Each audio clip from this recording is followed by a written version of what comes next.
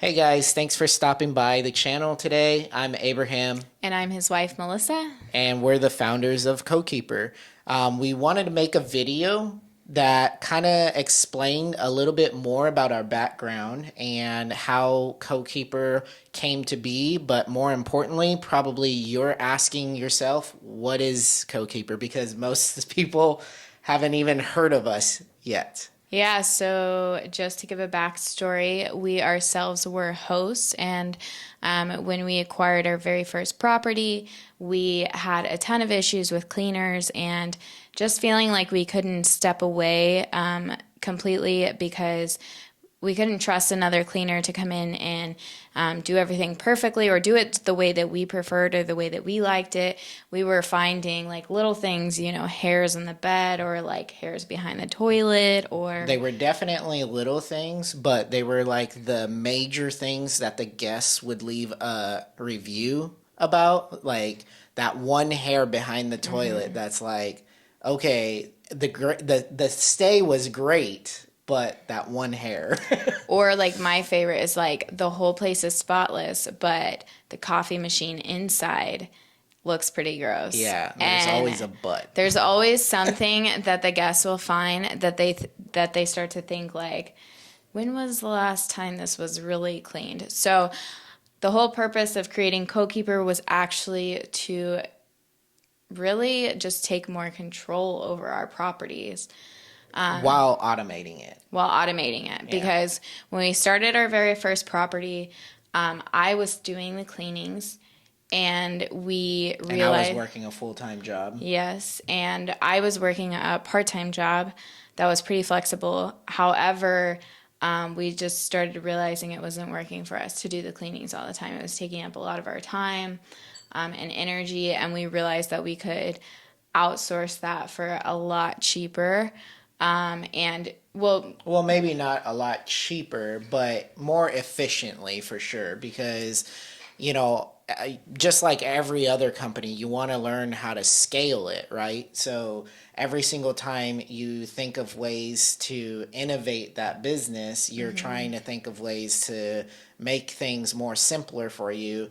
May not be cheaper in some cases, but in the long run, at least it's scalable. yeah, you're right. That was our biggest issue now that I remember. We were like, this is not sustainable. We can't scale with us cleaning all the time. We And we wanted to only had grow. one.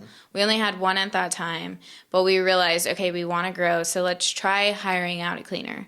So we hired out a cleaner, and I thought they did a pretty good job, but I did my inspection of checking behind the toilet and everything like that, and of course found like those little hair stragglers and just like little things here and there. And I kind of freaked out and I started cleaning the property again by myself because I didn't trust a cleaner to go in and do a good job. I didn't feel like At that point, why are you paying the cleaner if you're going to exactly. go in and redo the work? Exactly. And I felt like at that time I was so scared of negative reviews too.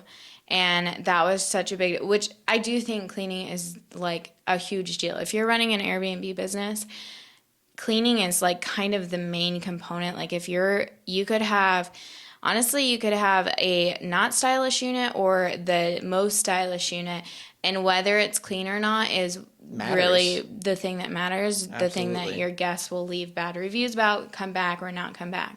So that's actually where the idea was kind of birthed, is because I wanted like pictures, like close up pictures. I wanted cleaners to be sending me pictures, and I wanted to keep track of my supplies and make sure they were doing our welcome basket and everything like that. And The so welcome basket was pretty cool. that was something that they really liked. And that's what I really love about hosting is even in scaling, you want to make sure that you can always bring that personal touch, because that's what your guests really love, is when they walk into a place and they can feel like, oh my gosh, like they thought about me, they really like went the extra mile to make my stay feel special. And so yeah, the welcome baskets were a huge hit. But so what I ended up doing was getting this really expensive program. I was paying, I believe, around $150 for it I remember for that. a long time. So it was essentially a form builder. So I was able to build out an app to where my cleaners would have to take pictures and mark certain stock supplies low or good. It was essentially a checklist of Yeah. room by room, and kind of created this flow, this workflow for our cleaners to go, okay, this is how we like it. This is what we're doing, and in this specific room. And also, don't forget to leave the extra rolls of toilet paper, or leave the shampoo out, or the soap and stuff like that. And it also allowed me, so this is a big thing with me, is I would want the property staged exactly how I staged it. And so the cleaners come in and they don't know how you think or what you do. And so they stage it how they think. And some cleaners have style and some don't. And so some throw pillows would be just kind of crazy on the couch or whatever. And so Well, they would take the throw pillows from the bedroom and put them in the Yeah. living room, and vice versa. And then it just kind of looks a little out of control. which if you know, a normal person might be like, big deal. But if you're a host, you're probably like, oh, yes, that drives me crazy. Because that's probably going to leave us a bad review. Yeah, they're not supposed to go in that room. But so with the cleaners, they could actually look at pictures of how I had staged. I just put my listing pictures on there. And so I wanted it to look like that every single time. Then I required them to take pictures of the property and send them back to me so that I could make sure that they were doing it exactly the way that I wanted. So I would get these cleaning reports after, and I would check them, and it was very meticulous because they were just PDF, like they were like 12-page reports. Yeah. I was pretty detailed. You were pretty detailed for sure. But what was ironic about the thing is that you didn't even end up reviewing those reports After a afterwards. while. After a while, you just stopped. You're like, this is too meticulous. And Which kind of that's led in, though, to CoKeeper, though, a little bit, because we're simplifying these things, right? Yes, and the reports are, so with CoKeeper, where you get the cleaning reports, and they're way easy to review. They're not pages, it's a scrollable thing. You have your supplies at the top, and then you have your pictures, your little drop-down menus that you can go into. But the other thing, too, that I love about CoKeeper is your cleaners don't know if you're checking the cleaning reports or not. And so they are being held accountable because they think that you're checking every single cleaning report. And so they're doing their best every single time because they're being held accountable. And they don't want to lose the job. Exactly. Yeah. And then if there's ever a problem, you can always refer back to a cleaning report, whether you looked at it or not, and address the issue from there. Yeah. It also helps to fight against bad guest reviews. If a guest comes and complains about the cleanliness of your property, you have all these fancy little reports you can pull up, or And you can most likely dispute it. yes. Yeah. Or if you are having an issue with your cleaner, you can find out about it right away and handle the issue. Yeah, so basically, the reason why we wanted to do CoKeeper was we wanted to keep that personal touch. We wanted to automate the system, and we wanted to also make something that is so easy to scale that it wouldn't lose any value. You know, like when a franchise company wants, or like when a mom and pop company, I should say, let's go with that. When a mom and pop company wants to grow bigger and franchise out, what's the first thing that goes? Quality. Right? So that's kind of why we created CoKeeper, was because there's a bunch of other things out there and management softwares for short-term rentals, 100%, but we always feel like that turnover process was the thing that was always added on. It was an afterthought, or is an afterthought, to all these big management softwares that are out there, which they do a phenomenal job at, keeping calendars and stuff like that. But the turnover process is almost like overlooked. But we kind of felt like, look, this needs to be specifically about the turnover process, because without the turnover process being seamless, then everything goes kaput. Everything starts failing. Yeah. Yeah, I mean your reviews start rolling in, complaining. The guests are complaining about it, and then it affects your stays for future reference because, of course, let's face it, we always look at the reviews, and it's just like if you have a good or bad cleaner. Right off the bat, and or like a cleaner that's at least willing to work with you a little bit. If you're wanting to get more meticulous with the property, hey, the cleaner is okay. Yeah, I'll go this extra mile for you. I'll take the care and the love and attention to your property for you. So CoKeeper was really starting to be developed back in 2019 because it was before COVID. That long ago. Maybe 2018. 2018 or Probably 2018. I actually remember.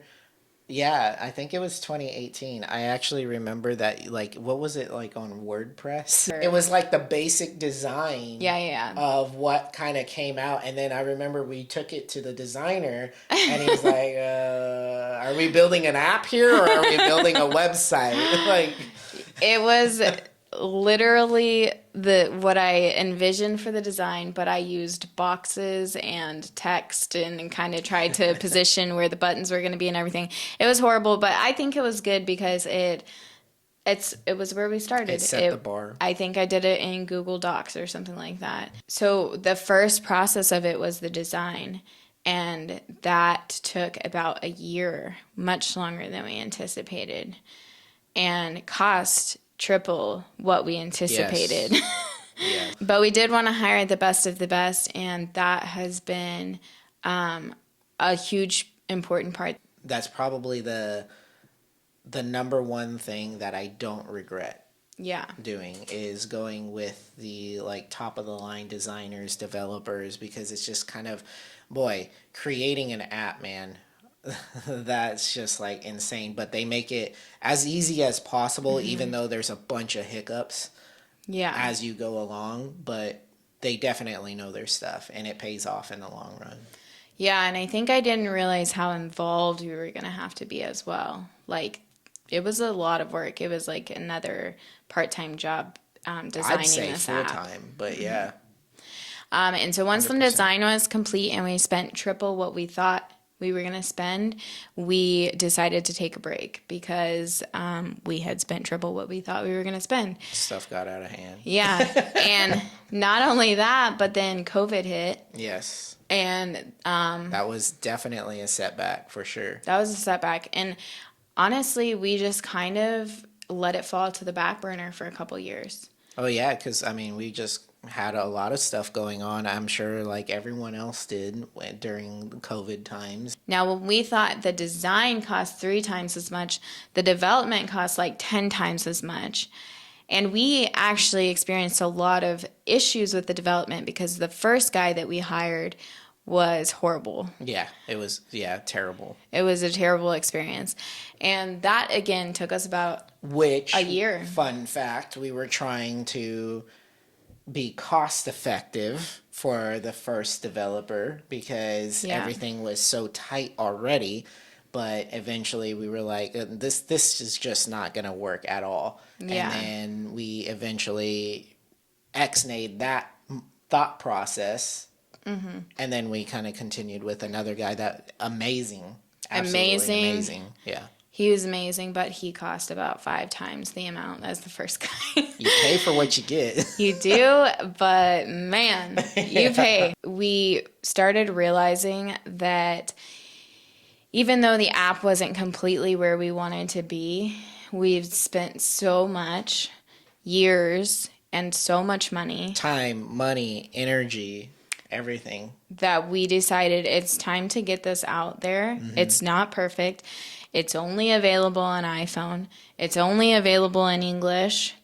There are a lot of things about it that I wish it had that were in the process of being developed when we just kind of had to say, okay, this is our core of our app and this is what we ultimately created it for, even though we'd like to add, a lot of features to make it even nicer. This is the core of what we initially went for. Like that, Yeah. when we were talking about that form builder, this is like that. It's the complete checklist, the complete cleaning reports, the status supplies. And so we had to just decide, okay, we need to take another break. We need to put this thing out in the world. What we have right now, we just need to put it out in the world as a baseline, because there's just so much more that we want to integrate into it. But we just had to start somewhere. Yeah, and so that's why we're here today talking to you guys. We're putting our app out into the world. For yet another time. Well, we We're really, getting that fire back. yeah. But we know that it is nowhere near the big guys. And when we say that we are a small mom and pop husband and wife team, I mean, we're bootstrapping it all the way, and we're just here doing our best. We're not trying to pretend that we're, this huge company. While I kind of would love to pretend we're a huge company, we just aren't there yet. Maybe one day.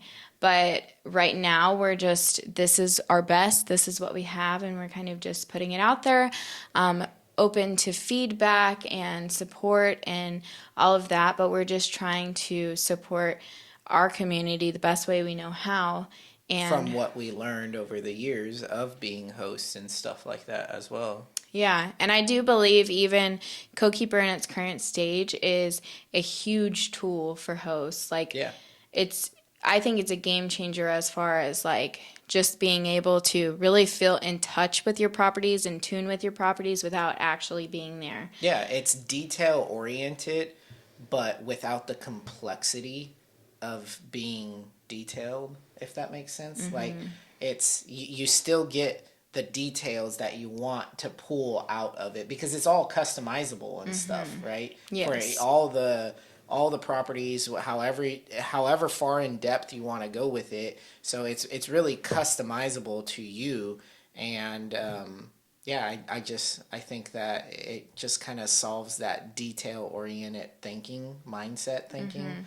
And again, going back to it where you try to automate your business and stuff, but stay in tune to it. That being said, we just hope that you guys are able to join us with this journey and our growth.